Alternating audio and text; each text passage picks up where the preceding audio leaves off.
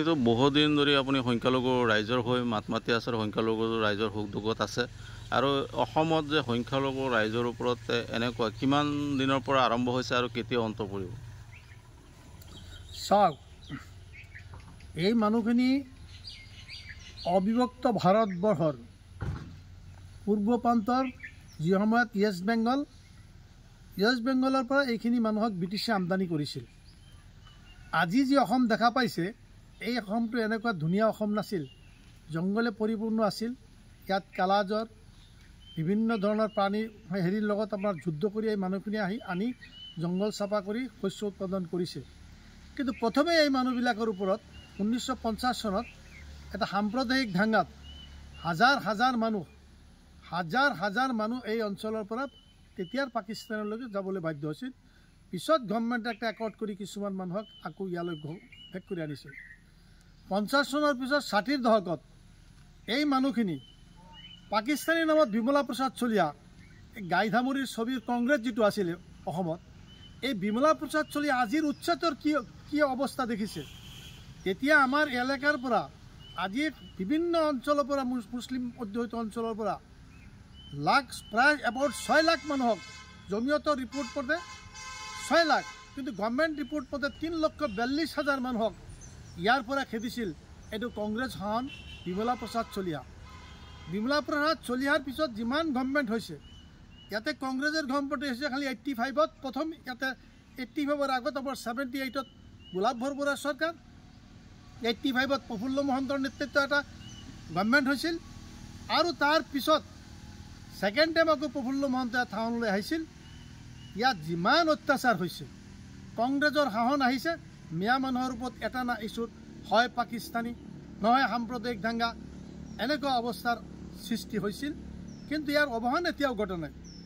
যেনেকৈ প্ৰফুল্ল মহন্তৰ দিনত অন্তত মানুহখিনিয়ে এজিপিৰ দিনত দুবাৰ শাসন কৰিছে, শান্তিত থাকিলেও এই ডিপ ভোটাৰটো ষ্টাৰ্ট হৈছিল 97ৰ পৰা প্ৰফুল্ল মহন্তৰ লিডাৰশ্বিপত।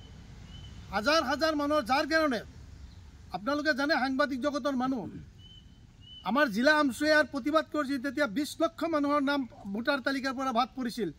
আজি যি কথাটো কৈ আছে হেমন্ত বিশ্ব শৰ্মাই যে ভোটাৰ লিষ্টৰ পৰা নাম কাটিম, ইমান সহজ কথাটো নহয় ভোটাৰ লিষ্টৰ পৰা নাম কাটি দিব। কিন্তু গভৰ্ণমেণ্টতো চব পাৰে, মৰা মানুহ জিন্দা কৰিব নোৱাৰে, চব পাৰে। আইনসংগতভাৱেতো সেই মানুহবিলাকৰ নাম কাটাব নোৱাৰে, এটা পাৰিব। মোৰ নাম হাতীপুখুৰী গাঁৱতো আছে, মোৰ নাম যদি বৰপেটাৰ কোনো এটা গাঁৱত থাকে কাটিব পাৰিব, দুটাৰ এটা কাটিব পাৰিব। কিন্তু এই মানুহখিনিক আপোনাৰ যেতিয়া হিতেশ্বৰ শইকীয়া 83 তাকো গভৰ্ণমেণ্ট বনালে, তাৰ আগতে কিমান মানুহ মৰিলে, প্ৰায় 10,000 মানুহ শ্বহীদ হ'ল। ভাৰতবৰ্ষৰ সংবিধানখন ৰক্ষা কৰিবলৈ গ'ল। এক নিলিতে 3,000 মানুহ গণহত্যা হৈছে, গণকবৰ হৈছে, জানাজা দিয়া নাই। তেতিয়াৰ হিতেশ্বৰ শইকীয়া গভৰ্ণমেণ্টত এটা আসামিক উঠোৱা নাই, হাৰাশাস্তি কৰা নাই। Second time Hiteswar Saikia government হওঁতে মাছবাৰীত কি অৱস্থাৰ সৃষ্টি হৈছিল, এই কথাটো বহুত মানুহে পাহৰি গৈছে, মইতো পাহৰিব নোৱাৰিম। মই মাইনৰিটি মুভমেণ্টৰ প্ৰথম এৰেষ্ট হোৱা মানুহ আৰু বেজ্জতি হোৱা পুলিচৰ হাতত মানুহ হাউলিত 1941 চনৰ প্ৰথম ৰোজা আৰু জানুৱাৰীৰ 1 তাৰিখত মই এৰেষ্ট হৈছিলোঁ এই মাইনৰিটি মুভমেণ্টত কৰিবলৈ গৈ। গতিকে মই এতিয়া পাহৰিব নোৱাৰিম। আহিল তাৰপিছত আকৌ মাজতে হিতেশ্বৰ শইকীয়া গভৰ্ণমেণ্ট যোৱাৰ পিছত ইয়াত আকৌ প্ৰফুল্ল মহন্তৰ গভৰ্ণমেণ্ট আহিল। প্ৰফুল্ল মহন্তৰ গভৰ্ণমেণ্ট অহাৰ পিছত ষ্টাৰ্ট হ'ল। তাৰপিছত আকৌ তৰুণ গগৈৰ নেতৃত্বত ইয়াতে গভৰ্ণমেণ্ট এটা হ'ল, এবাৰ নহয়, দুবাৰ নহয়, 3বাৰ। ক'ত ভোটাৰৰ সমস্যা সমাধান হ'ব? মই 2006ত বিধায়ক আছিলোঁ, এছেম্বলিত উত্থাপন কৰিছিলোঁ যে 51ৰ NRCত নামটো কাগজ পত্ৰ জমা দিছোঁ। টংকা বাহাদুৰ স্পীকাৰ যে তথ্য দিছিলোঁ যে যিবিলাক মানুহৰ নাম 51ত আছে, 66ৰ ভোটাৰ লিষ্টত আছে, 71ৰ আগৰ ভোটাৰ লিষ্ট হয়, সেই মানুহখিনিক তদন্ত কৰি মাননীয় মুখ্যমন্ত্ৰী মহোদয় তৰুণ গগৈক কৈছিলোঁ, মাননীয় মুখ্যমন্ত্ৰী সেই মানুহখিনিৰ নাম যেনে যি ডি ভোটাৰ পৰিছে, কেছ নোহোৱাকৈ আপুনি গভৰ্ণমেণ্টে পাৰে তদন্ত কৰি। কাৰণ বাবাৰ নাম ভোটাৰ লিষ্টত আছে, ডি নাই, ল'ৰাৰ নামত ডি হৈছে। এটা পৰিয়ালতো সবাৰ ডি হোৱা নাই। গতিকে চব ভাৰতীয় নাগৰিক লোৱাটো ডি, এক পইচাৰ কামত হয়। বৰঞ্চ ডিটেনশ্যন কেম্প তৰুণ গগৈৰ দিনত ষ্টাৰ্ট হ'ল। বৰঞ্চ তৰুণ গগৈৰ দিনত প্ৰথম মাদ্ৰাছা বোৰ্ড উঠাই দিলে অসমত। মাদ্ৰাছা বোৰ্ডখন প্ৰথম উঠাই দিলে শিক্ষামন্ত্ৰী, আজিৰ মুখ্যমন্ত্ৰী।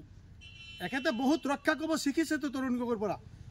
ডাইনে ভামে ডাইনে সোঁফালে হেমন্ত বিশ্ব শৰ্মা বাওঁফালে ৰকিবুল হুছেইন কিন্তু ডিটেনশ্যন কেম্প একে হেৰিৰ হাত আছে আজিৰ মুখ্যমন্ত্ৰীও জানে ভালদৰে অসমৰ মুছলমানৰ বিৰুদ্ধে তেতিয়াৰ কংগ্ৰেছ গভৰ্ণমেণ্টত কি ষড়যন্ত্ৰ হৈছিল আজি মাটিৰ আইনটো সংশোধন কৰাৰ গভৰ্ণমেণ্টত হৈছিল আজি এই ইভিকশ্যনবিলাক ডিউ আছিল কাৰ দিনত আছিল সেইবিলাক মানুহক ইচ্ছা কৰিলে এই মানুহখিনিক 15 বছৰীয়া তৰুণ গগৈৰ শাসনত মাটিৰ পাট্টা দিব পাৰিলেও দিয়া নাই আজিও আপুনি চাওক নেপালী মানুহৰ কাৰণে আজি যিজন গৌৰৱ গগৈ কংগ্ৰেছ প্ৰেচিডেণ্ট হৈছে মুছলমানটো মানে পাগল হৈ গৈছে যে গভৰ্ণমেণ্ট আহি গ'ল কিন্তু এই চেণ্ট্ৰেল গভৰ্ণমেণ্টক চিঠি লিখিছিল নেপালীসকলৰ কাৰণে চিটিজেনৰ কাৰণে আৰু এতিয়া নেপালী কেইজনমান ইভিকশ্যন তাৰ কাৰণে কথা কয় কিন্তু এই ইভিকশ্যনত আজি কওক আজি কংগ্ৰেছৰ নেতা গৌৰৱ গগৈ তৰুণ গগৈ ল'ৰা গৌৰৱ গগৈ কওক যে আমাৰ ইস্তাহাৰত লিখক